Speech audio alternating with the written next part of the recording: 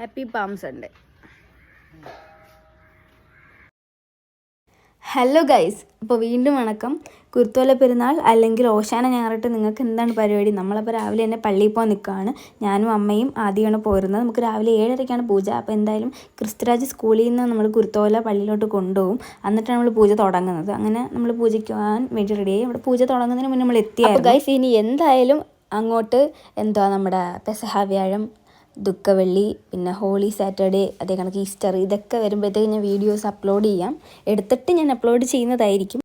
എൻ്റെ മുഖവും കണ്ണൊക്കെ ഒരുമാതിരി ഉറക്കത്തിൽ എണ്ണിച്ച് വന്ന കണക്കാണ് ഇരിക്കുന്നത്. മറ്റേ കണ്ണൊക്കെ ഇങ്ങനെ വിരിഞ്ഞ് വരുന്ന പോലെയാണ്. പക്ഷെ എന്നാലും ഞാൻ ഉറക്കത്തിൽ എണ്ണിച്ച് കുളിച്ച് ഫ്രഷ് ആയിട്ടൊക്കെയാണ് പള്ളിയിൽ പോകുന്നത്. എന്താണെന്ന് അങ്ങനെ മുഖം ഇരിക്കുന്നതെന്ന് എനിക്കറിയാൻ വയ്യ. പിന്നെ നമ്മൾ പള്ളിയുടെ അകത്ത് കയറിയിട്ടില്ലായിരുന്നു കേട്ടോ. അകത്ത് ഫുൾ ആൾക്കാരായിരുന്നു. അതുകൊണ്ട് നമ്മൾ പുറത്തായിരുന്നത്. പിന്നെ നമ്മൾ കുരുത്തോല കിട്ടിയിട്ടുണ്ടായിരുന്നു. പിന്നെ ഫുൾ പണി അതിനകത്തായിരുന്നു.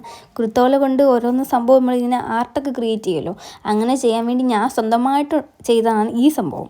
ഇത് ഇവിടെ നോക്കിയൊന്നും ചെയ്തതൊന്നുമല്ല. യൂട്യൂബിൽ നോക്കി ഞാൻ വേറെ ചെയ്യാൻ നോക്കിയിട്ട് നടന്നില്ല. ഇത് ആദ്യം ചെയ്ത കേട്ടോ. പക്ഷെ അവൾ യൂട്യൂബിൽ നോക്കി ചെയ്തതാണ്.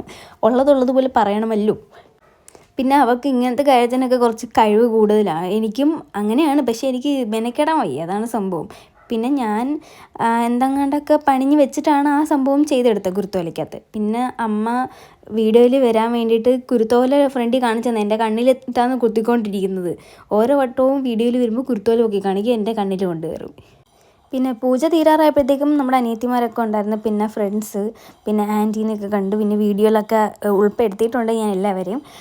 ഇതെല്ലാം കഴിഞ്ഞിട്ട് നമ്മൾ നേരെ സിമിത്തേരിയിലോട്ട് പോയായിരുന്നു.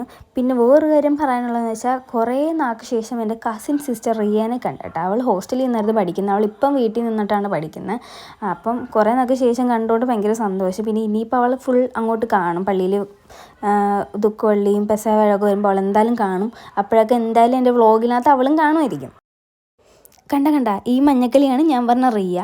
പിന്നെ എൻ്റെ വീഡിയോ എടുക്കൽ, എൻ്റെ ക്യാമറ കണ്ടാലേ ഇവരൊക്കെ മുഖവും ബുദ്ധിക്കൊണ്ട് ഓടും. പിന്നുണ്ട് എന്നെ ആരെങ്കിലും കണ്ട് ഇന്നെ ചോദിക്കുന്ന ഒളി ക്യാമറ വല്ലതും ഉണ്ടോ എന്നാണ്.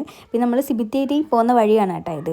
എൻ്റെ ക്യാമറ കൊണ്ടുള്ള വരകം കണ്ടിട്ടാണ് അവരിപ്പോൾ ഓടിപ്പോയത്. പിന്നെ ഇത് അവിടുത്തെ ബോയ്സ് ഹോസ്റ്റലാണ്. ഞങ്ങളുടെ പള്ളിയുടെ സൈഡിൽ തന്നെയാണ് ഹോസ്റ്റലൊക്കെ.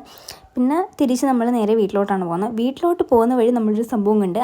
അമ്മയാണ് ഞങ്ങൾക്കിത് കാണിച്ചു തന്നത്. അമ്മ ചെറിയെന്നും പറഞ്ഞിട്ടാണ് ഞങ്ങളുടെ അടുത്ത് പറഞ്ഞത്. ഞങ്ങളെ പറ്റിച്ചതാണോ അതോ അമ്മയ്ക്ക് തെറ്റുപറ്റിയതാണോ എന്ന് എനിക്ക് അറിഞ്ഞുകൂടാ. ഇതെന്തായാലും ചെറിയല്ലാന്ന് ഞങ്ങൾക്ക് മനസ്സിലായി. പക്ഷേ വേറെ ഏതൊരു ഫ്രൂട്ടാണ് ഇത്. ചെറിയൊരു പുളിപ്പും ഇച്ചിരി ഒരു മധുരവും. പിന്നെ ഇത് പിഞ്ചായിട്ട് നിൽപ്പുണ്ട്.